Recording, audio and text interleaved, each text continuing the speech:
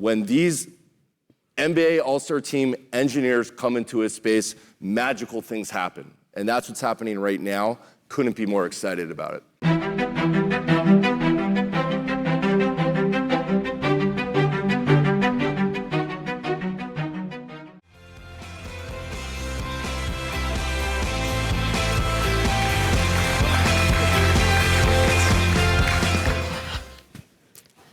Thank you, everyone, for joining us. Just to start with some context, China now fields the world's largest navy and is launching ships at a pace the U.S. struggles to match.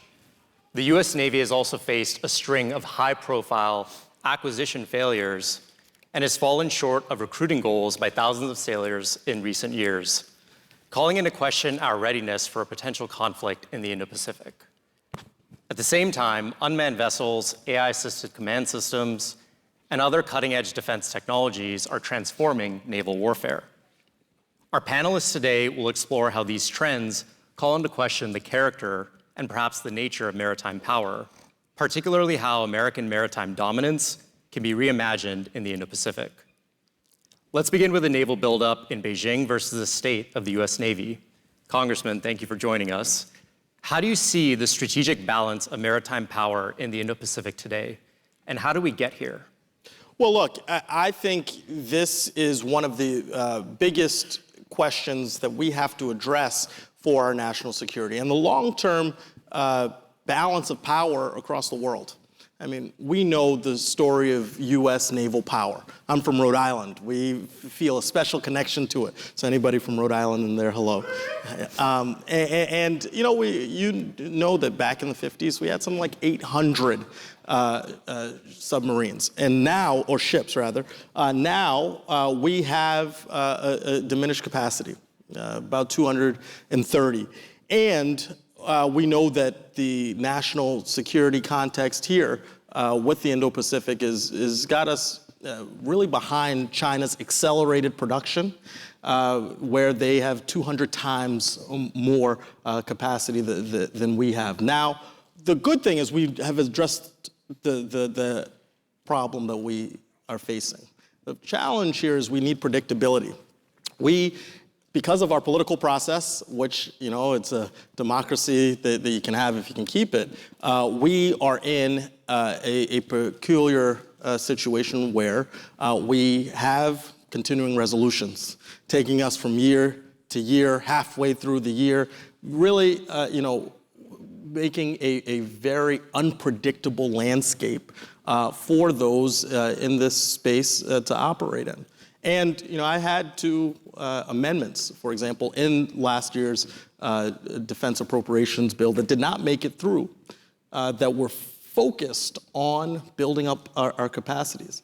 And we have this problem from year to year, and my hope is inserting additional predictability will help us respond. But we know that our capacity to respond to China is going to be what we do in the maritime history that we've dominated, and that we can dominate again with a political process and a supplier base that has the necessary predictability to move forward aggressively and respond to the challenge. Totally agreed. A constant demand signal would be incredibly helpful. Speaking about what comes next, the Navy is exploring a hybrid fleet where unmanned surface and undersea vessels operate alongside crewed ships, potentially making up the vast majority of the fleet in the future. The Ukrainians famously used naval drones to degrade the Russian fleet in the Black Sea, but of course, the PRC and the Indo-Pacific are a completely different ballgame. Rob, you're at Saronic trying to build unmanned surface vessels for the US Navy. Can you tell us more about the Navy's hybrid fleet efforts, and why do unmanned vessels even matter? Sure, thanks for the question. The stated intentions from the Navy about the hybrid fleet are public, so it's not a matter of if this is going to happen, it's a matter of when and how quickly. And we always say, especially to our Navy customers, look, we are not here to displace the exquisite platforms that we have. The demand signal for 2 destroyers a year, hopefully more than that, carriers on a much longer cadence, subs as well. That's not going to change, and it's going to increase with reconciliation, the executive orders, and the SHIPS Act, hopefully. So where we see the value of these platforms is to increase the range, lethality, and survivability of those capabilities that are currently centralized on these exquisite platforms. So how do you federate the Navy's combat warfighting capabilities that exist today, standard missiles, Tomahawks, EW, C5ISRT, et cetera, and kind of disaggregate that so you have points of presence within a weapons engagement zone in a combat environment and spread across the globe for presence and freedom of navigation operations, because it's not all about combat ops. The best way to do that is with autonomous systems and essentially have them be the reliable and effective pickup truck that can take the effectors, the payloads that are being developed at a pace that is exceeding any acquisition capability. So how do you get a stable capability that is a home for this rapid tech advancement on the payload side of the house and earn the trust of the sailors and Navy leadership that these are reliable, effective, and can be counted on not just in peacetime, but in phase 4 conflict? Alex, you were the first employee at Palantir 2 decades ago, and so you've seen quite a few generations of software, data, ML, and now AI kind of proliferate and make its way to the DoD. What are some of the tech innovations, particularly in AI, that are making unmanned systems relevant today? Yeah, so I think what's actually happening here, which is extraordinarily powerful when we're talking about AI and the autonomy stack for maritime, I mean, also for Waymo and Tesla and your car right outside. Waymo's coming to town here next, is that the asset itself of software compounds, right? So we're entering a decade where the compounding rate of the software stack around AI and autonomy specifically will compound radically. So I just love the example of Waymo and the Tesla self-driving car, because it's a consumer product that we all can understand. So in a way, Tesla and Waymo are showing the world, showing the US public, as an analogy, exactly what's going to happen for maritime, where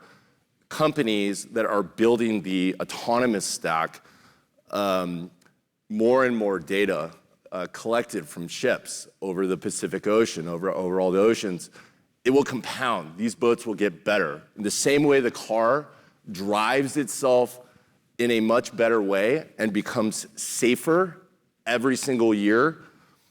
It's very hard to quantify that, but it is real. This is what is most exciting for us on the company building side, and that's right. I've been, Palantir, and then we've at AFEC been building other platforms, but it's beyond exciting, right? If you even from the Palantir perspective, you really understand it. Think about it quite a lot, but that I cannot emphasize enough. That is what's going to happen in the next 5 or 10, 20 years, or the next year, is the dramatic and compounding nature of AI and autonomy software stacks. And it's an entity, it's an asset in and of itself. If you have a maritime autonomy stack, you can plug in any boat into any ship into that. You make 1,000 ships, they all use the same software. You make a large ship, you make a small ship. All of them use the same software. This is the world we're entering, and it's beyond exciting. You can see me get worked up just talking about it. Congressman, I'm curious for your perspective, as someone who is in Congress, but also, Rhode Island is known for electric boat, which makes all of our nuclear-powered submarines. I'm curious for your perspective on both unmanned surface and undersea vessels, and what you think the future of those platforms look like for the country. Well, look, it brings me a whole lot of optimism. When I think about what we can do in growing our underwater drone capacity, I look at my congressional district. Come to Bristol, Middletown, Newport, Portsmouth, all these great places to vacation are also places where we are going to wage the future of the warfare on the water and under the water. And I've tried to focus on additive manufacturing processes, with composite technology, really breaking the norm in how we do this work so that we can move at speed. There's a whole lot of capacity to build out. I know Rob mentioned payload capacity and building that out. We've got this really great company, young engineers who are really building these intense capacity in terms of the underwater drone fleet that they will be able to send a bunch of them out, recover the great ability of our submarines to do the work that they do, and also do it at a cost-effective manner. And so there is so much that's happening in Rhode Island right now that excites me. But it's all dependent, again, on what we are able to do here in Washington. I am uncertain that the chaos and confusion that we've witnessed will be something that helps us grow this space, and that's why I spend a lot of time in a bipartisan way with Republicans who understand this great need, that we need to continue to work together because the threat is only growing, and unless we work together, we will fall further behind as China continues to move rapidly to build upon technologies that they have been developing for a long time. Thanks. So Rob, quick question, because I know you're a student in naval history. Maritime dominance used to be about how many battleships you had. Then it became about how many aircraft carriers and submarines you also had.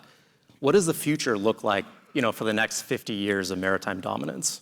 Well, as a Marine, naval historians kind of recoiled as they heard you say that around the globe.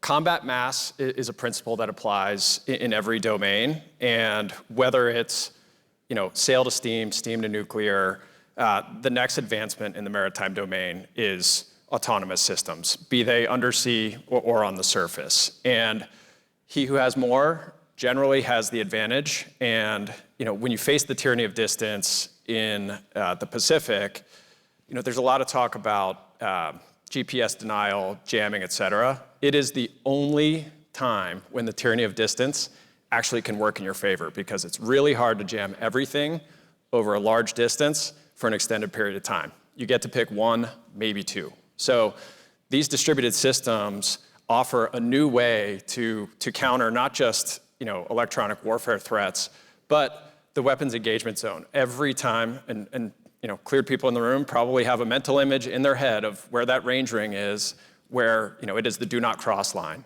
And that range ring continues to expand, kind of almost every time you get in the skiff. So how do you enable the platforms that we have to utilize the warfighting capabilities that are very relevant and they're not going anywhere, but how do you keep them safe in a way that leadership, whether it be in the Pentagon or the White House, is not faced with a decision of, do we go or not go based on whether or not we're willing to lose 5,000 sailors on a carrier or 150 on a destroyer?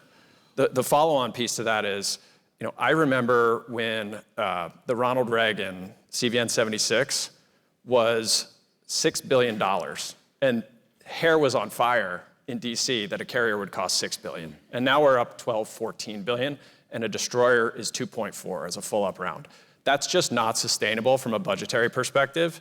And the industrial base, no matter how much money you throw at it, the existing yards can't pump out more combatants. They can do more, but certainly not as many as we need. So we see this as really a viable path forward from a technological perspective, but an imperative from a budgetary perspective and a warfighting perspective. And the final piece that kind of from a technology realm is the icing on the cake is Moore's Law is long gone, right? We're 300x compute increases. So how do you have warfighting systems with a 30, 40-year life cycle that can keep pace with that? We just had a cruiser that went through an 8-year modernization program to give us 3 more years at sea. So the current acquisition model needs to change, or at least needs part of it to adapt, to be able to adopt these systems quickly and have the standards that allow them to stay relevant as their life cycles go on. Related to acquisition, we should talk a bit about reindustrialization of shipbuilding. In World War II, the US produced a Liberty-class cargo ship a day, but today our entire base is withered. The US is virtually last in commercial shipbuilding, contributing less than 1% of the world's tonnage, compared to China, Korea, and Japan, which produce 90%. Congressman, how important is reindustrialization of American shipbuilding for US maritime power? And especially for this audience, how can we do it in a way that delivers value to the taxpayer while simultaneously incentivizing private sector investment and company formation? Yeah, look, I think it comes down to 2 questions. One, how can we increase shipbuilding to preserve our national security? And then the second question that you want to answer is how you can increase shipbuilding to grow our local economies. And it answers that second question is responsive to a question about taxpayers, the value to the taxpayer. Yes, of course, national security, paramount. It can't put a number on it. But if we are able to invest in local economies, again, providing that return to communities across this country, driving towards innovation, unlocking capacity and potential of brilliant young minds, that gives us a win-win. And on top of that, I think something that is incredibly important to us is to do so with a great amount of attention to our alliances, our global alliances, AUKUS being so important in this space. Again, we're at a time right now where those alliances might feel a little frayed. I think this is a great opportunity that we have to double down on something that works, especially as we move towards Pillar 2 of AUKUS that really engages not only the economies we have here, but the strength of our partnerships and to move rapidly in this reindustrialization that is necessary for our shared strength around the world. Rob, Saronic recently announced its plans to open up Port Alpha, the shipyard of the future, as well as its acquisition of 60-year-old Louisiana-based shipbuilder Gulfcraft. Would love to hear more about those plans and broadly, what you think it will take to build unmanned systems at scale. Sure. Well, when you gave the intro about all the stats, I wanted to chime in and say not for long. We're putting our money where our mouth is, and I know Speaker Johnson's not here yet, but we're going to sink $250 million of private capital into the acquisition in Louisiana, and a foot stomp that is not Port Alpha.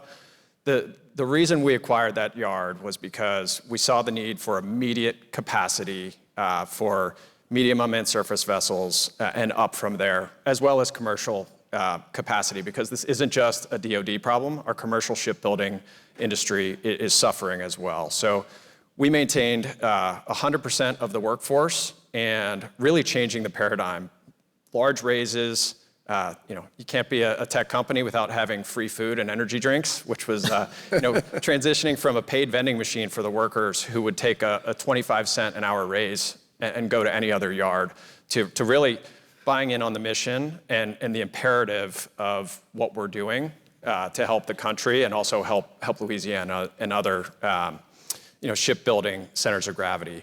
And in terms of Port Alpha, the vision is to really chip away at the PRC's advantage in the global shipbuilding race. So we're talking 10 million metric tons, and that is about 25% of what the PRC is pumping out.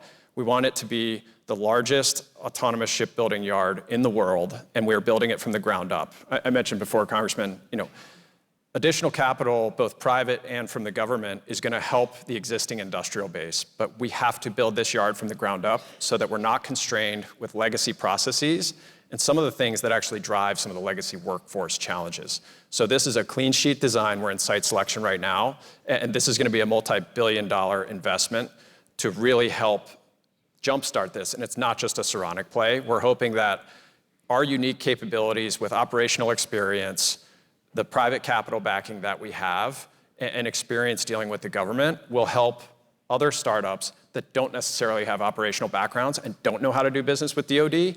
We're hoping that we're the spark that brings other players in here. If it's just us, it's a non-starter. So the paradigm shift is underway, and we're really excited about what's coming.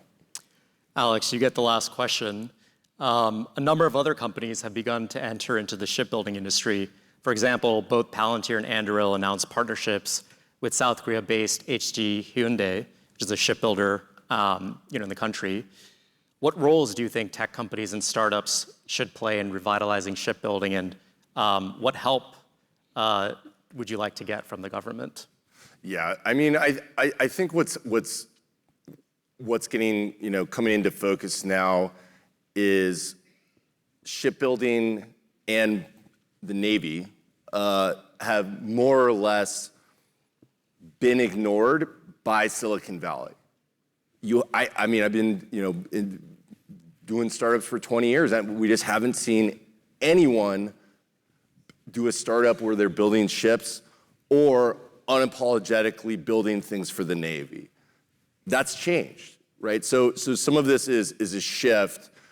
That's exciting. So my thing I always look at is not just one startup, not just a small group of people, but when there's a large amount of really good Silicon Valley engineers, and the analogies I use for that is the Silicon Valley is the NBA of engineers, the NBA all-star team of engineers, right? It's not the high school team, it's not the JV, it's the NBA.